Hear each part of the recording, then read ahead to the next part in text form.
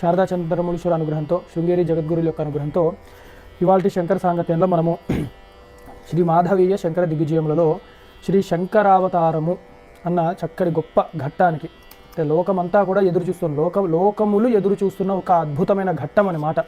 అంటే పరమేశ్వరుడు ఆ జ్ఞానమూర్తి భారతదేశము యందు ఆ కర్మభూమిగా, ఇప్పుడు అంటే ఆ కాలంలో కూడా కర్మభూమిగా పేరు వచ్చిందనమాట కుమరుల భట్టు యొక్క కీర్తి వల్ల.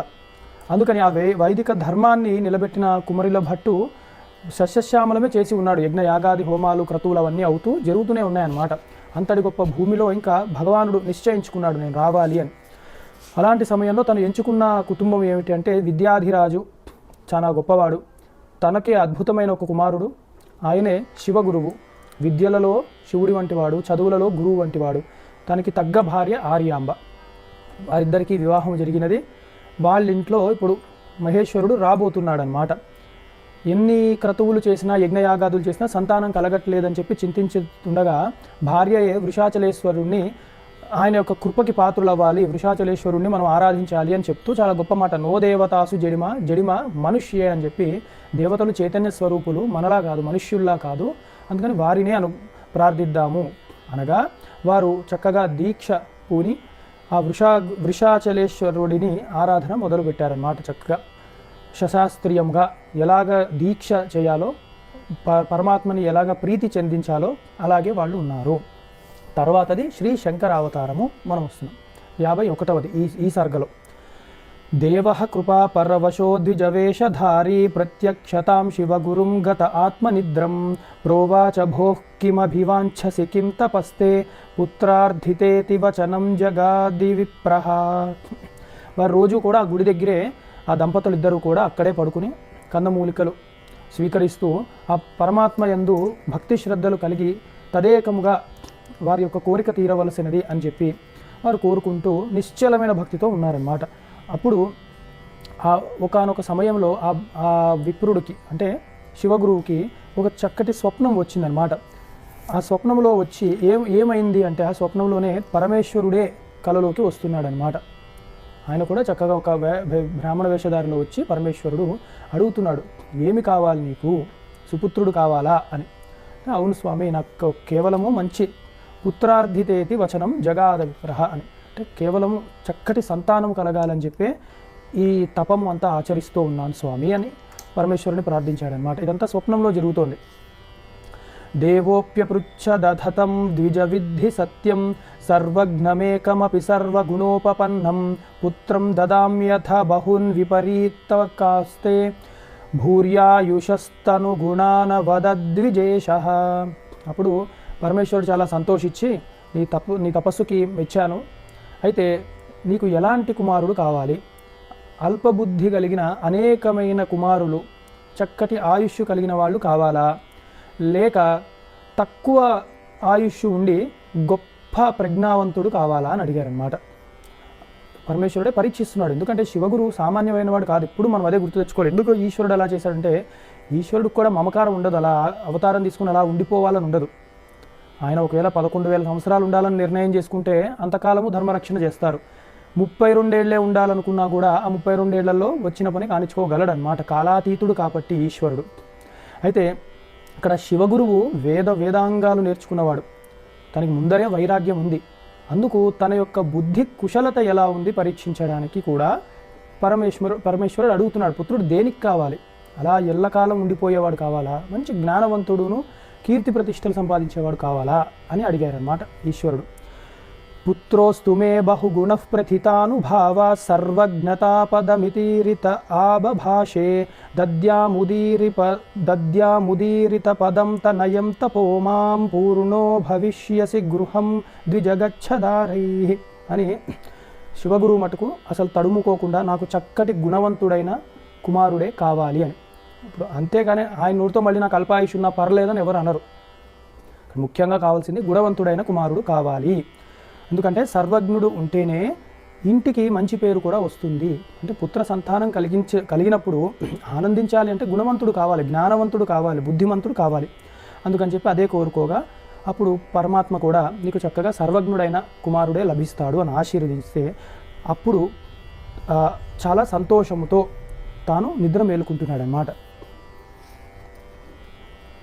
తను అక్కడే ఇంకా చాలు నీ తపస్సు, నీవు భార్య దగ్గరికి వెళ్ళవలసింది, నీ తపస్సు పండినది అని చెప్పి శివగురువుకి ఈశ్వరుడు చెప్పాడనమాట. ఆకర్ణయన్నితి బుబోధ సవిప్రవర్య తం చ బ్రవీన్నిజ కళత్రమనిందితాత్మా స్వప్నం శశంస వినితామనిరస్య భార్య సత్యం భవిష్యతి తునౌతనయో మహాత్మా అని తనకు వచ్చిన ఆ చక్కటి స్వప్నాన్ని తన భార్య అయిన ఆర్యాంబకు మేల్కొన్న వెంటనే చెప్పి, ఇలాగా ఈశ్వరుడు స్వప్నంలో దర్శనమిచ్చి అనుగ్రహించాడు, అందుకని మన కళలు ఖచ్చితంగా కూడా పండుతాయి, మన తపస్సు ఫలిస్తుంది అనగా భార్య కూడా తప్పకుండా స్వామి ఈశ్వరుడి యొక్క అనుగ్రహంతో మనకి అతి త్వరలోనే ఈసారి ఖచ్చితంగా కూడా చక్కటి సంతానం కలిగి మన వంశం నిలబడుతుంది అని భార్య కూడా చెప్పిందనమాట. ఆర్యాంబ తౌ దంపతి శివగురౌ నియతౌ స్మరంతౌ స్వప్నేక్షితం గృహగతౌ బహుదక్షిణాన్నైః సంతర్ప్య విప్రనికరం ఆశీర్భిరాపతురనల్పముదం విశుద్ధౌ. అయితే వాళ్ళు ఏం చేశారంటే, ఈశ్వరుడి యొక్క స్వప్న దర్శనం అయ్యింది అని తెలిసిన వెంటనే వారికి ఆ నమ్మకం కలిగింది, అది చక్కటి శుభశకునం అని చెప్పి వారు ఏం చేశారు అంటే, వారు దాన ధర్మాలు చేస్తూ, అన్నదానము చేస్తూ, దక్షిణలు ఇస్తూ చక్కగా విప్రుల నుంచి మంగళాశీస్సులు కూడా పొందుతూ ఉన్నారన్నమాట. ఆ బలాన్ని, బ్రహ్మబలాన్ని కూడా వారు తీసుకుంటున్నారు అని చాలా అందున వాళ్ళ సంతోషాన్ని వ్యక్తం చేస్తున్నారు. ముందరే మాకు ఖచ్చితంగా పుత్ర సంతానం కలుగుతుంది అన్న నమ్మకంతో వారి యొక్క సంతోషాన్ని వ్యక్తం చేస్తున్నారు అన్నమాట. అలాగా తస్మిన్ నిదే శివగురౌరుపభోక్ష్యమాణే భక్తే ప్రవిష్టమభవత్ కిల శైవ తేజః భుక్తాన్న విప్రవచనాదుపభుక్తశేషం సోభుక్త సాపి నిజ భర్తృపదాబ్జ భృంగి. వాళ్ళందరికీ కూడా అన్న సంతర్పణలు అవన్నీ చేసి చాలా సంతోషముగా విప్రులకు, బ్రాహ్మణులకు, వీళ్ళందరికీ వేద పండితులు కదా, అందుకని వాళ్ళందరికీ కూడా అన్నదానాలు అవన్నీ చేస్తూ అన్న సంతర్పణ అంటారు. అంటే తృప్తిగా మాకు ఫలించింది అన్నట్టు, కోరిక ఫలించింది అన్న భావనతో వారికి సేవలు చేసుకోగా మిగిలిన భుక్తశేషం అంటే వారికి పెట్టగా వీళ్ళు మిగిల్చుకున్నది, అది భుక్తశేషం అన్నమాట. ఎంగిలన్నం అని కాదు, అక్కడ నివేదన పెట్టి బ్రాహ్మణులకి ఈశ్వర రూపంలోనే అన్నం అవన్నీ సంతర్పణ చేసి తర్వాత వాళ్ళ ఇంట్లో మిగిలినది అది ఆ భుక్తశేషం అవుతుందన్నమాట. అది వారు శివగురువు స్వీకరించగా ఇక్కడ చక్క ఉపమానం వేశారనమాట. అలాగే ఆర్యాంబ కూడా ఆ ప్రసాదంని శివగురువు దగ్గర స్వీకరించినది అని చెప్పి. గర్భం అయితే ఇక్కడ ఏమైంది ఆ అన్నము తింటున్నప్పుడు అంటే, ఇక్కడ భక్తే ప్రవిష్టమభవత్ కిల శైవ తేజ అన్నారు. ఏమిటి అంటే వారికి అసలు ఆ సంతర్పణ అవి చేస్తున్నప్పుడే వీళ్ళ భుక్తశేషము వాటిలో ముందరే పరమాత్మ నివేదన చేస్తారు కదా, ఆ సమయంలోనే శివ తేజస్సు ఆ అన్నంలో ప్రవేశించిందనమాట. ప్రవేశించి శివగురువు ఎప్పుడైతే ఇది చక్కగా పూర్తి చేసుకొని ఆ కార్యక్రమాన్ని తింటాడో ఆ అన్నములో ఉండాలి అని శివ తేజస్సు నిర్ణయించుకుందనమాట. అలాగే శివ తేజస్సు చక్కగా అంటే ఈ అన్నంలో ఉన్న శివుడి యొక్క అంశం మనం అదే కదా నేర్చుకున్నది. జీవులు ఎక్కడి నుంచి వస్తారంటే వర్ష రూపంలో, ధాన్యంలో, వాటిల్లో ఉంటారు. అందుకే అది వండాక, అంత బియ్యము వండాక కూడా ఏ బియ్యం పైకి వస్తుంది, ఏ బియ్యంలో అయితే జీవులు ఉంటారో ఆ అన్నము మెతుకులు పైకి వస్తాయి ఉడికాక, మరి కిందకు ఉంటాయి మిగతావి. అందుకనే మొట్టమొదట ఎందుకు భర్తకి పెట్టాలి, వడ్డించాలి అని ఎందుకు చెప్పేవారు అంటే దానిలో ఈ తేజస్సు అన్నది ఉంటుందన్నమాట. ఇదివరకు సంతానం గురించే ధర్మంగా జీవించేవాళ్ళు కాబట్టి అలా భుజించేవారు భోజనాన్ని. అందుకని ఆ భోజనం తీసుకోగా ఈ శివ తేజస్సు ఈ శివగురువు యొక్క శరీరంలోకి ప్రవేశించింది. దాని నుంచి తర్వాతి కాలంలో వారిద్దరూ కలిసి ఉన్నప్పుడు ఆర్యాంబలో ఆ శివ తేజస్సు ప్రవేశించినది అని చెప్తున్నారన్నమాట.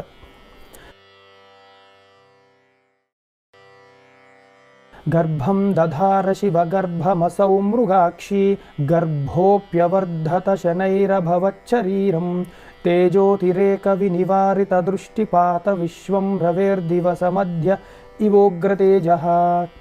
కొంతకాలానికి ఆర్యాంబ గర్భము దాల్చినది. అయితే తేజస్సు శివుడే అన్నమాట, సాక్షాత్తు శివుడే అన్నమాట. అందుకే మనం కూడా ఈ లౌకికంలో చూస్తే శరీరాన్ని భార్యాభర్తలు ఇవ్వగలరేమో కానీ వారి సంతానానికి ఆ జీవుడు ఎక్కడి నుంచి వస్తాడో తెలియదు అనమాట.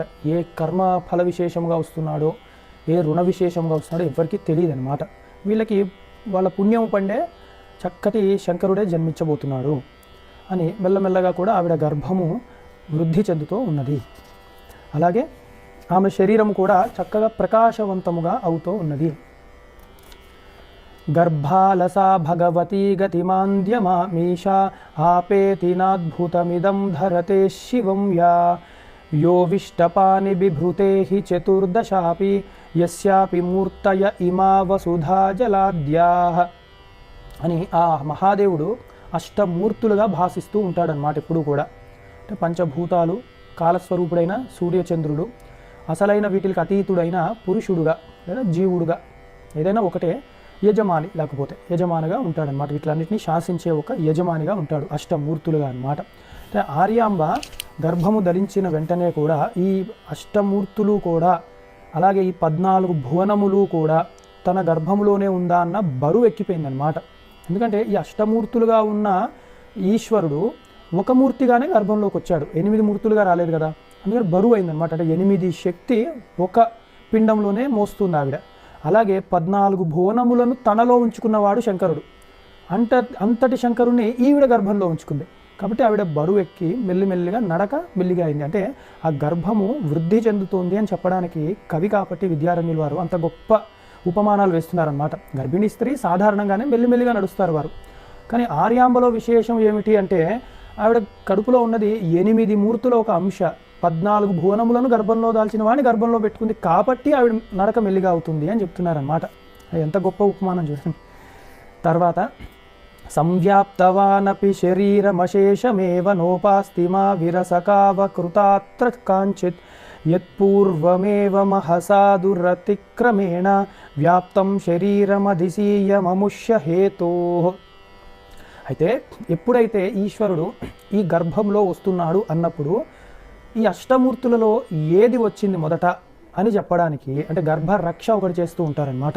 సీమంతోపనయనం అని కూడా చేస్తూ ఉంటారు.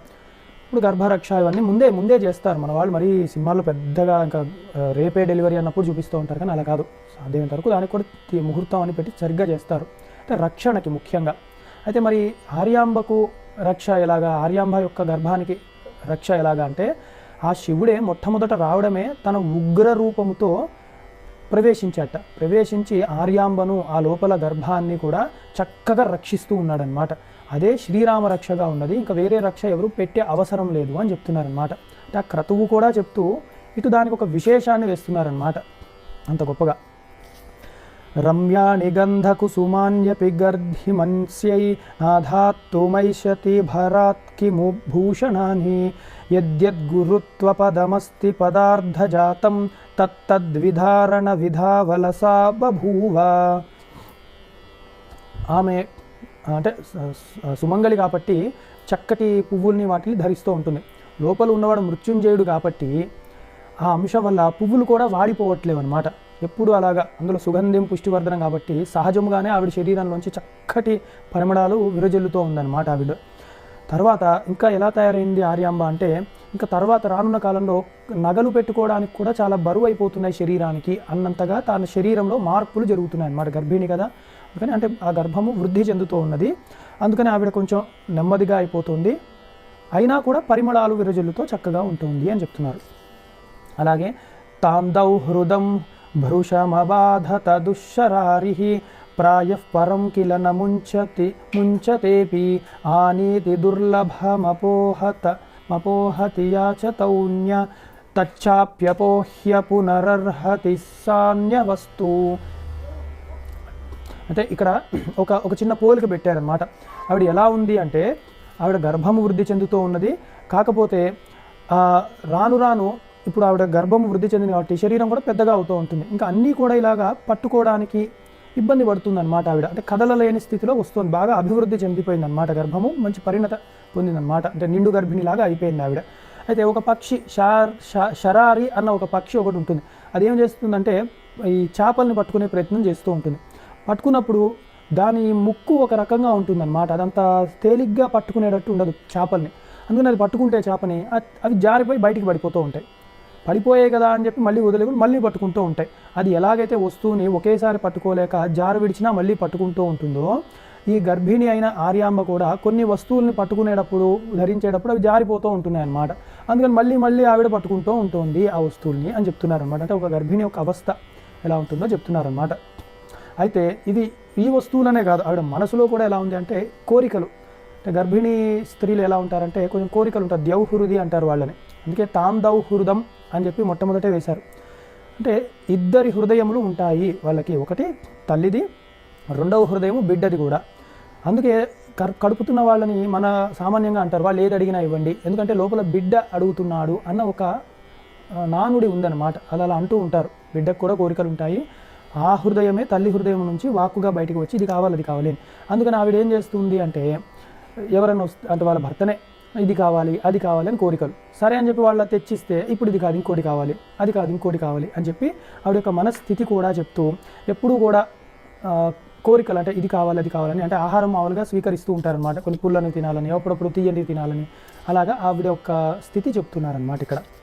అలాగే తాం బంధుతాగమదుపశ్రుతదోహదార్తి ఆదాయ దుర్లభమనర్ఘ్యమపూర్వవస్తు ఆస్వాద్య బంధుజనదత్తమసౌజహర్ష హాహంత గర్భధరణం ఖలు దుఃఖహేతు. ఆమె గర్భం కూడా నిండు గర్భిణి అయిందని చెప్పేసి బంధువులు వీళ్ళందరూ కూడా వచ్చి చక్కగా చూస్తూ ఉన్నారన్నమాట. వాళ్ళు కూడా విలువైనవి వస్తువులు ఇవ్వడము, ఏదో ఆహార పదార్థాలు ఇవ్వడము, ఆవిడని చక్కగా పలకరించడం వచ్చి అలా చేస్తూ ఉన్నారు. ఆవిడ మటుకు నిండు గర్భిణి అవ్వడం వల్ల లేచి పలకరిద్దాము, బంధువులతో తిరుగుదాము అని మనసులో ఉన్నా కూడా ఆవిడ యొక్క శరీరము సహకరించట్లేదు. అయ్యో గర్భిణులకి ఎంత కష్టంగా ఉంది. హాహంత గర్భధరం ఖలు దుఃఖహేతు అని. నిజమే కదా, ఈ గర్భము ధరించడం అనేది ఎంత కష్టముతో కూడి ఉన్నది అని. అందుకే తల్లికి అంత ప్రాధాన్యత ఇచ్చేదన్నమాట మన సంస్కృతిలో ముఖ్యంగా. అంటే అది పునఃసృష్టి కదా అది అంతా కూడా, అందుకని చాలా కష్టతరంగానే ఉంటుందన్నమాట గర్భం ధరించడం. అలాగే మానుష్యధర్మమనుసృత్య మయేదముక్తం కాపి వ్యధా శివమహోభరణేన వధ్వా సర్వవ్యథా వ్యతికరం పరిహర్తు కామా దేవం భజంత ఇతి తత్వవిదాం ప్రవాదః. మానవ ధర్మములు అంటే మనిషి కాబట్టి, శరీరం ఉంటుంది కాబట్టి సహజంగానే కోరికలు వస్తూ ఉంటాయి. ఈ శరీరానికి ఇబ్బంది కలిగినప్పుడు దుఃఖం లభిస్తూనే ఉంటుంది. కానీ ఆవిడ లోపల ఉన్నది ఏమిటంటే శివ తేజస్సు కాబట్టి ఎప్పుడు కూడా ఆవిడకి శరీరం అంత క్లేశం ఉన్నా కూడా మనస్సులో ఆనందంగానే ఉంటుంది. ఎందుకంటే మంగళస్వరూపుడైన ఆ శంకరుడే తన గర్భంలో ఉన్నాడు కాబట్టి తనకి అంతగా తెలియట్లేదు ఆ నొప్పి కానీ బాధ కానీ, తెలియని ఒక్క చక్కటి తృప్తి ఆత్మస్థితిలో ఆవిడ ఉన్నది అని. ఉక్ష్ణా నిసర్గధవళేన మహీయ సాసా స్వాత్మానమైక్షత సమూఢముపాత్త నిద్రా సంగీయమానమపి గీత విశారదాఢ్యైర్విద్యాధర ప్రభృతిభిర్వినయోపయాతై. ఆవిడ పడుకుంటూ ఉంటారు కదా, ఎక్కువ గర్భిణీ స్త్రీలకి అలసత్వం వల్ల పడుకుంటూ ఉంటారు, అంటే రెస్ట్ తీసుకోవాలి కాబట్టి. అలాగే రాత్రిపూట కూడా ఎక్కువగా నిద్రించినప్పుడు ఆవిడ కళల్లో అంటే ఆవిడ కళ్ళు మూసుకుని అలా మంచం మీద పడుకున్నప్పుడు ఆవిడకి ఏమి దృశ్యం వస్తుంది అంటే చక్కటి గంధర్వులు వచ్చి గీతం పాడుతున్నారన్నమాట. చక్కటి రాగాల్లో వారు సంగీతాన్ని ఆలకిస్తూ మంచి మంచి పాటలు పాడుతూ అలా కనపడుతున్నారు. ఎవరెవరో దివ్య పురుషులందరూ ఆవిడ కళలో దర్శనమిస్తూ శివస్తోత్రములు చేస్తూ ఉన్నారన్నమాట. అవన్నీ ఈవిడ సాక్షిగా చూస్తూ చాలా సంతోషిస్తూ ఉందన్నమాట. అదేమిటి వీళ్ళందరూ ఎవరు, అసలు ఇక్కడెవరు, ఇదేమైనా కైలాసమా అన్నట్టు ఆ కైలాసంలో యొక్క వైభవం. ఎందుకంటే శంకరుడు ఎక్కడున్నా కూడా వీళ్ళ పని వీళ్ళు మానకూడదు. దేవతలు గంధర్వులు కూడా ఆవిడ గర్భంలో ప్రవేశించి సూక్ష్మ శరీరంలో ఆ శివుణ్ణి అక్కడ వారు ప్రార్థిస్తూనే ఉంటారు, ఆరాధిస్తూనే ఉంటారు అన్నమాట. ఎప్పుడు కూడా ఆ దృశ్యం ఈవిడ కళ్ళు మూసుకున్నప్పుడు లోపల తెలుస్తూ ఉందన్నమాట. ఇదేమిటి ఎంత ఆశ్చర్యం, ఇవన్నీ జరుగుతున్నాయి ఏంటి అని. అంటే ఎక్కువగా నిద్రపోతారని చెప్పి ఆవిడ నిద్ర సాధారణమైన నిద్రలా లేదనమాట. ఆవిడ మటుకు దివ్యమైన నిద్ర, అంటే చక్కటి కళలు చక్కటి అనుభూతులు కలుగుతున్నాయి. ఎందుకంటే లోపల బిడ్డ అలాంటి వాడు. ఆకర్ణయజ్జయ జయేతి వరం దధాన రక్షేతి శబ్దమవలోకయమాం దృశేతి ఆకర్ణ్యనోత్థితవతి పునరుక్త శబ్దం సా విస్మితా కిల శృణోతి నిరీక్ష్యమాణ. మళ్ళీ ఎలా జరుగుతుంది అంటే హరహర జయ జయశంకర, హరహర శంకర, శంభో పాహి పాహి, రక్ష రక్ష అని చెప్పి అటు దేవతలు, దానవులు, వేరే ఎవరెవరో మనుషులు, అంటే సకల భువనములలో కూడా నిత్యము ఆ శంకరుణ్ణి స్వామి నీకు జయములు కలుగుగాక, జయ జయ శంకర అనుకోవడం, పాహి శంకర, రక్ష శంకర, రక్షమాం రక్షమాం అని ఎవరెవరు అలా ఇళ్లల్లో వాళ్ళ లోకాల్లో తలుచుకుంటూ ఉంటారో ఆ శబ్దాలన్నీ శివుడికి చేరతాయి కాబట్టి, శివుడు ఆవిడ గర్భంలోనే ఉన్నాయి కాబట్టి ఆవిడికి వినిపిస్తున్నాయి అన్నమాట. ఆవిడ వింటూ ఆశ్చర్యపోతూ ఉందన్నమాట. ఇదేమిటి అసలు జై జయశంకర ధ్వనులు మాటి మాటికి వినిపిస్తున్నాయి, మమ్మల్ని రక్షించండి మమ్మల్ని రక్షించండి అని చెప్పి ఎవరంటున్నారు అని ఆవిడ ఆశ్చర్యంగా అవన్నీ కూడా చూస్తూ ఉన్నది. నర్మోక్తికృత్యామపి ఖిద్యమానా కించాపి చంచత్తరమంచరోహే జిత్వా ముదాన్యానతి హృద్య విద్య సింహాసనే సౌ స్థితిమీక్షతే స్మ అని ఆర్యాంబ కూడా చక్కగా అన్నీ వింటూ ఉందన్నమాట. ఆ మాటలు అసలు వీళ్ళు ఏం మాట్లాడుకుంటున్నారు అంటే లోపల కదా జరిగేది, కదలలేకపోతుంది ఆవిడ ఎలాగో.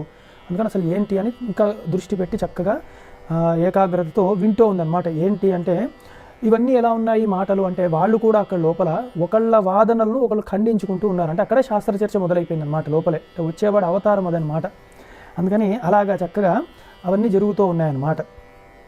అలాగే ఆవిడ చక్కగా చిన్న మంచం మీద కూడా అంటే ఒక చిన్న పీఠ ఉంటుంది, మంచం డైరెక్ట్గా ఎక్కలేకపోతుంది ఇప్పుడు. అందుకని ఒక పీఠ వేశారు, ఒక అడుగు లాంటి. ఆ పీఠ ఎక్కి మంచం మీద ఎక్కాలన్నమాట.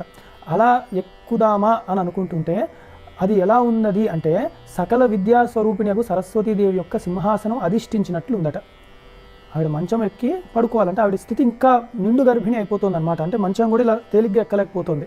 అందుకు ఒక పీఠ వేసి ఎక్కాల్సి వస్తుంది అనమాట. అది వర్ణించడానికి. కానీ ఎలా ఉన్నది అంటే అది ఎక్కుతున్నప్పుడు ఇంకా సాక్షాత్తు అంటే ముందు జరగబోయే శారదా పీఠం అధిరోహణ ఎలా ఉంటుందో ఇక్కడ ఆర్యాంబ ఎక్కుతుంటే అలాగ గుర్తొస్తోంది అన్నట్టు తెలుస్తుంది అనమాట. ఆ వర్ణాన్ని చూడండి కవి. శ్రేష్ట సమానతా సాత్విక వృత్తి భాజాం విరాగత వైషయిక ప్రవృత్తౌ తస్యా స్త్రియో గర్భకపుత్ర చిత్ర చరిత్ర శంసిన్య జనిష్ట చేష్ట. ఆర్యాంబ ఎప్పుడు కూడా చక్కగా సాత్విక వృత్తి కలిగినది కాబట్టి అందులో విరాగత వైషయిక ఎప్పుడు కూడా రాగము లేదు ఆవిడికి. చక్కగా ఇప్పుడు కూడా సత్వగుణముతో ఉన్నది. ఎందుకు అలాంటి గుణములు వస్తున్నాయి అంటే ఆత్మగుణములు సాధన చతుష్టములు సహజంగా వచ్చేస్తున్నాయి ఆమెకప్పుడు. ఎందుక అని ఆలోచిస్తూ ఉంటే లోపల గర్భములో ఉన్న పుత్రుడు ఆత్మస్వరూపుడు జ్ఞాని కాబట్టి ఆవిడ అక్కడ జరిగేవి కూడా ఆయన యొక్క లీలలు శాస్త్ర చర్చ అవన్నీ జరుగుతుంటే ఆవిడలో ఇలాంటి గొప్ప గొప్ప గుణాలన్నీ సహజంగా వచ్చేస్తున్నాయి అన్నమాట. సత్వగుణము, రాగద్వేషాలకు అతీతంగా ఉండడము, చక్కటి ప్రకాశవంతమైన ముఖము, ఇవన్నీ ఆవిడలో వచ్చేస్తున్నాయి. అంటే సత్సంగము యొక్క లాభాన్ని చెప్తున్నారన్నమాట ఇక్కడ. తద్రోమవల్లి రురుచేకు చాద్ర్య వృణ్వత్ప్రభాధున్నురుశైలవలాలిః యత్నాచ్చిశోరస్య కృతే ప్రశస్తో అస్తో విధాత్రేవ నవీన వేణుః అని ఆమె స్తనములు అవి కూడా పెద్దగా అవుతున్నాయి అన్నమాట. ఎందుకంటే రాబోయేవాడు అమృత రూపుడు కాబట్టి. అందుకని చక్కగా ఆవిడ అప్పుడు అలా ఒక గీతలాగా ఏర్పడుతుందన్నమాట ఆ మధ్య భాగంలో. అలా రావడాన్ని ఎలా చెప్తున్నారు కవి అంటే అది ఒక వేణువులాగా. ఎందుకంటే ఆ వేణువు ఊదుతుందన్నమాట నాభి నుండి ఇలాగా ఒక చక్కటి గీతలాగా ఏర్పడుతూ ఉన్నదన్నమాట. అంటే గర్భిణులకి అలాంటి ఒక రేఖ ఒకటి వస్తూ ఉంటుంది పూర్ణ గర్భం వచ్చినప్పుడు. ఆ రేఖను వర్ణిస్తూ అలా ఎలా ఉన్నది అంటే ఒక చక్కటి ఒక వేణువు ఎలా ఉందో అలా ఉంది. ఎందుకంటే వచ్చేవాడు కూడా ఆ పరమాత్మ చెప్పినట్టే తత్వబోధనే గీతామృతాన్ని అందిస్తాడు కాబట్టి ఆ లోపల ఆయనకు సంబంధించిన చిహ్నములు బయటికి కూడా వ్యక్తం అవుతున్నాయి అని. అసలు ఎంత అందంగా చెప్తున్నారు చూడండి. అటు స్థితి చెప్తున్నారు, ఇటు దివ్యమైన లీలలాగా చెప్తున్నారన్నమాట. పయోధరద్వంద్వమిషాదముష్యాః పయః పిబత్యర్థ విధానయోగ్యౌ కుంభౌ నవీనామృతపూరితౌ ద్వావం భోజయోని కలయాంబభూవ. పుట్టబో ఆ శిశువు కూడా తను అభివృద్ధి చెందాలి అని చెప్పి ఈ సూర్యచంద్రులు ఏం చేస్తున్నారు అంటే ఆ ఆర్యాంబ యొక్క స్తనములలో ఎప్పుడు నిండుగా ఉండేటట్టు అమృతమునే పోస్తూ ఉన్నారన్నమాట. అంటే ఆ బిడ్డకి కావలసిన పాలు సమకూరే సమయము ఆ గర్భిణీ స్త్రీకి వచ్చింది అని చెప్పడం ఇక్కడ ఉద్దేశం. కానీ ఇక్కడ సామాన్యమైన బిడ్డ కాదు. అందుకని తను స్వీకరించేది పరమహంస కాబట్టి శంకరుడు, అందుకని తను స్వీకరించేది అమృతమే అయి ఉండాలి. అంటే చక్కటి తత్వం. అందుకని అక్కడ ఉన్నది కూడా తన తల్లి నుండి కూడా అక్కడ వచ్చేది తను గ్రహించేది ఏమిటి అంటే అమృత తుల్యమే అయి ఉన్నది అని. అవి ఏవి స్వీకరిస్తాడో అవే తన తర్వాత వచ్చాక బయటకు చెప్తాడు అని. అది అన్నమాట అక్కడ చెప్పే ఉద్దేశం. అది చెప్తూ చాలా గొప్పగా చెప్తున్నారు. ద్వైత ప్రవాదం కుచకుంభ మధ్యే పునర్మాధ్యమికం మతంచ శుభ్రూమణేర్గర్భగ ఏవ సోర్భోద్గ్రాహర్హయామస మహాత్మగర్హ్యం. ఇదొక అసలు అద్భుతమైన వర్ణన అనమాట. నిండు గర్భిణి అయినప్పుడు ఆవిడ ఆ స్తనములు అంటే 2 స్తనములు ఉంటాయి, అవి నిండుగా ఇప్పుడు అమృతముతో నిండిపోయి ఉండడం వల్ల ఆ 2 ఒకటే స్తనము ఉన్నదా అన్నట్టు గోచరిస్తోందంట. ఈవిడికి సంతానము యోగ్యము కలగక ముందు సన్నగా ఉండేదిట ఆర్యాంబకి నడుము. ఇప్పుడు పూర్ణముగా పెద్దగా అయిపోయి ఆ సన్నతను అసలు నడుము ఉందా లేదా అన్నట్లు ఉండే నడుము ఇప్పుడు అసలు ఆ లేదు అన్నది లేకుండా పోయింది అని చెప్పారు.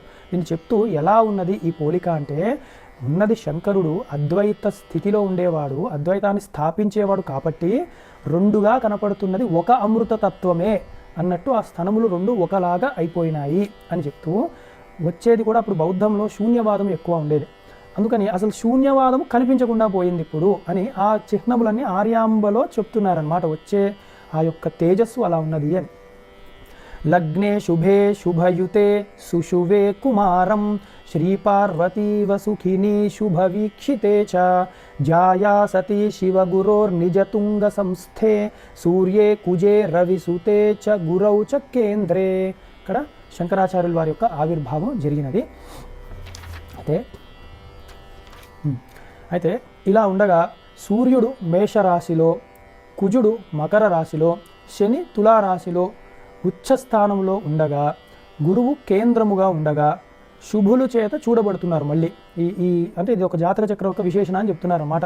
అలాగే శుభులను కూడి ఉన్న ఒక శుభలగ్నమునందు పార్వతీదేవి కుమారస్వామిని కనినట్లు ఆర్యాంబ తేలికగా ఒక అందమైన కుమారుణ్ణి కనెను అని చెప్పేసి ఆ చక్కగా శంకరుడి యొక్క ఆవిర్భావాన్ని ఇక్కడ దీనిలో చెప్పారనమాట. అంటే జాతక చక్రాన్ని కూడా మనం చూడొచ్చు, ఎలా ఉంటే అంతటి గొప్ప జగద్గురువులు పరమహంసలు వస్తారు అని.